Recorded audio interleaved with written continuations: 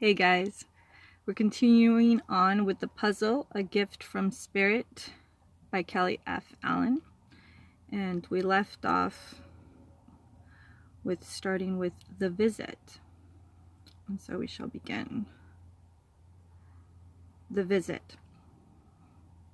Early one morning, somewhere between the sleeping and the waking state, I was visited by an individual that for some reason came to me in the form of an Indian Sikh. By the way, I forgot the quote. I don't want to forget this quote. At the beginning of this chapter, there was this quote by Henry David Thoreau. Our truest life is when we are in dreams awake. And starting again with the visit here. Thank you for your patience on that one, but that one was killer. Okay, the visit. Early one morning, somewhere between the sleeping and waking state, I was visited by an individual that for some reason came to me in the form of an Indian Sikh. I was not, nor have I ever been, a follower of Sikhism, and wasn't very familiar with this belief or practices. Perhaps the individual came to me in a form that I would not automatically associate with preconceived ideas or interpretations. No matter what the reason, one thing was very clear to me. This was a teacher coming to help me gain a better understanding of the world and our purpose here as humans. He would also help me to see my fellow human beings in an entirely new light and through the eyes of understanding and love. As profound as this experience was, its presentation was equaled in simplicity. When the teacher first approached me, I was immediately captivated by his appearance. He was a tall man with dark features, a mustache, and a long dark beard. His head was crowned with a turban so white it almost appeared to glow with a rich and vibrant aura, much like that of a halo around his head. His eyes were dark and penetrating, and when looking at me, it felt as if he peered directly into my soul and gave me the feeling as if I had become one with him in understanding and purpose. Compassion filled the empty spaces of my heart, reassuring me that this teacher came with a peace and love that I so desperately sought to understand, and with truth to be given as freely as my desire would allow me to receive. Without hesitation, the teacher asked me to follow him, and all at once I was aware that I was inside a large room filled with tables and people. There was nothing elegant about the room or its contents. The room at first glance reminded me of a bingo hall. The tables were the type of tables you find in a banquet rooms or in convention booths, and were not covered with a disguise. Were not covered to disguise their basic forms or elemental purpose. Those seated at the tables in chairs, equally as nondescript, were all extremely focused on what was before them. They appeared to me diligently working to accomplish a task of some sort, but what I could not yet determine. The picture became clear as the teacher beckoned me to follow him for a closer examination of the situation before me.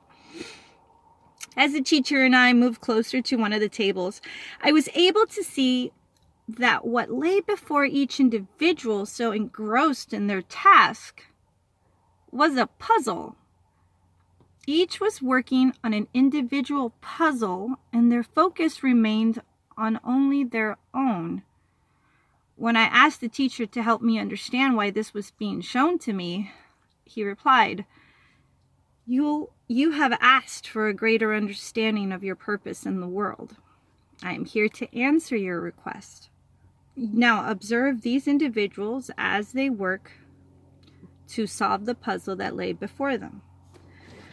As I watched these individuals, I could see that some seemed to work more quickly than others. While observing this, the teacher asked me, So as you watch these individuals working on their own puzzles, do you feel you have a sense of who is going to complete their puzzle first? The answer seemed obvious to me, and I responded, well, this person here who is moving so quickly through the puzzle is bound to be the first done. The teacher smiled and asked me to observe a little longer and more closely. As I observed more closely, while the women and men at the tables worked tirelessly on their respective puzzles, I noticed something interesting.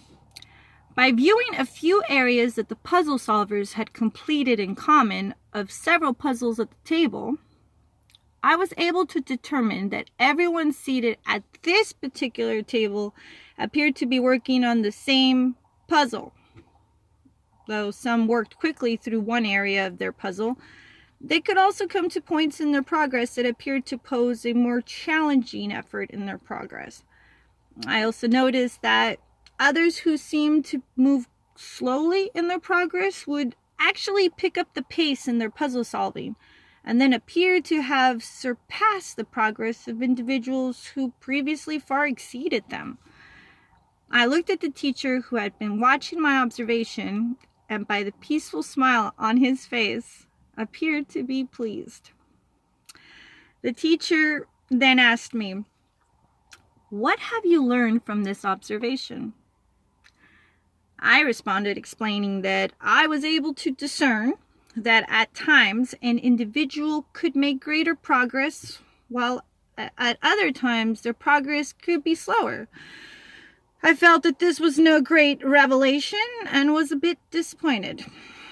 After all, who isn't familiar with the tortoise and the hare story? The teacher then asked me what else I was able to see and understand from my observation. After thinking a few moments, I mentioned to the teacher that I found it interesting that no one at the table communicated with one another or assisted each other with their puzzles. If they were all working on the same puzzle, it would make sense to work together. The teacher responded by saying, "This is an excellent observation. Do you see why it is they have not realized they're working on the same puzzle?" ? Well, I asked to observe them some more before answering this question, and the teacher approved. All right, so where are we? So the next one up is going to be truth. And then we'll close with this one. This is a quote from Mohandas Gandhi. Quote, "Truth stands even if there be no public support. It is self-sustained." And the next one is from Thomas Jefferson. "He who knows nothing is closer to the truth than he whose mind is filled with falseness and errors." And there you go. That's your sneak peek for tomorrow. So tomorrow it's going to be truth. And you just finished listening to Visit. And hasta mañana. Have a good day. And I hope that that hits you in spots that will make you contemplative and meditative. Much love also from the author, Kelly Frank Allen. Okay. Adios.